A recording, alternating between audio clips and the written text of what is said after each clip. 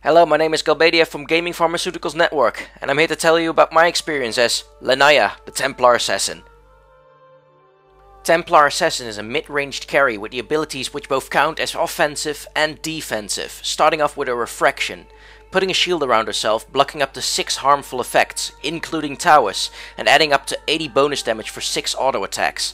These charges have a duration for 17 seconds. Her next ability is Melt. On use, Templar Assassin will stealth herself. She's capable of staying stealthed until she moves or attacks. If the stealth breaks by attacking an enemy unit, she will deal up to 200 bonus damage and reduce the target's armor up to 8, which has a duration of 10 seconds. Not only is Meld a nice skill to rapidly kill your enemies, but it's also a good defensive mechanism if she doesn't get countered by a Gem of True Sight or Dust of Appearance. Psyblades is a very important ability for early mid laning, creep farms and enemy kills. Psyblades increases Templar's attack range up to 240 and gives her attacks a splash effect, damaging enemy units directly behind your primary target. This can chain up to a big number of victims if they line themselves up in a straight line. Psionic Trap is Lanaya's ultimate, placing an invisible trap to either spring it to slow the enemy team or silently observe the enemy team like a ward. This is an ultimate with great ganking potential. Psionic Trap can be placed in an amazing 2000 range, and Lanaya is capable of having up to 11 traps at a time.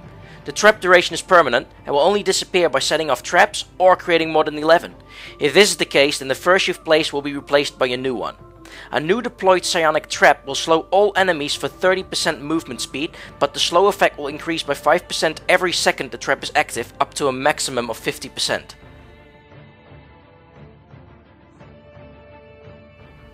The first items I get before heading for my lane are 3 Iron Branches for a nice balance in attributes, a stack of Tangos and 3 Clarities.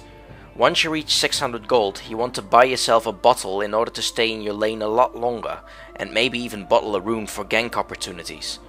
After your bottle, you want to get yourself the power threats and use the agility mode. Next, build the Chrysalis, followed by Desolator. Manta Style is a very good item because Lanaya's illusions will also use Psyblades and will also confuse the enemy when they're about to focus you. After you get yourself some money, upgrade your Chrysalis into the Daedalus. If there are some enemies escaping from teamfights, I'd recommend buying the Blink Dagger. These are the core items for you to carry the game, so good luck.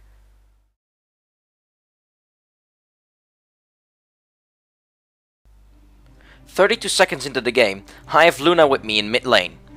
I position myself in the right way so that Psyblade will damage Luna while I do damage to my creeps. Psyblade will also hit enemy units if you deny your own creep, so keep harassing your enemy.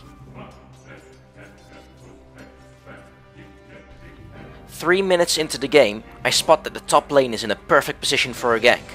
I move myself behind the enemy, pop Refraction for bonus damage. Once in range to attack, I pop Melt, breaking it instantly by attacking Lycan and do massive burst damage, so Faceless Void could pick up on the first blood. The bottom lane reported that that tower was in trouble. Dragon Knight's on low health, so I aim for him first. I pop Psionic Trap on Silencer, slowing his movement speed. I use Refraction, pop Melt and break it for bonus damage on Dragon Knight. He is still running though, so I try to position myself in one line with Silencer for Psyblades to kill Dragon Knight. I managed to get a few hits, but it was not enough, so I turned to Silencer and used the Melt bonus damage to finish him off. I notice Dragon Knight is in range to get killed. I act quick, popping Psionic Trap to slow him. When the tower starts to attack me, I use Refraction to absorb that tower damage, and doing enough damage to Dragon Knight so Enchantress can secure the kill.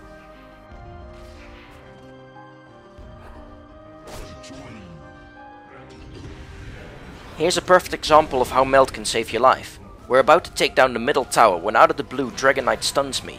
At the same time, Lycan charges into me to ruin my day, but right after the stun, I pop Melt to turn stealth.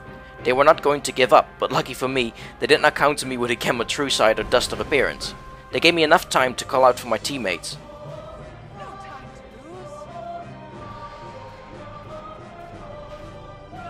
As Omni Knight and Faceless Void charges in to rescue me, Enchantress joins the fight.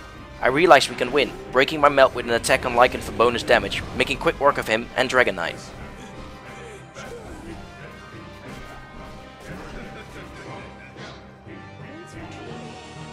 In another match, me and Crystal Maiden are chasing after Nick's assassin.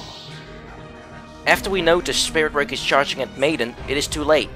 But after Maiden got killed, Spirit Breaker is getting cocky, trying to kill me. I lure him back to the tower, pop Psionic Trap to slow him, and Ment straight after. He lost me and tries to run away. When he turns around, I break Ment for bonus damage, having an easy kill with both me and the tower. These are all the tips I can give about Lanaya, the Templar assassin. Please subscribe for future Dota videos and join the Gaming Pharmaceuticals community. See you later.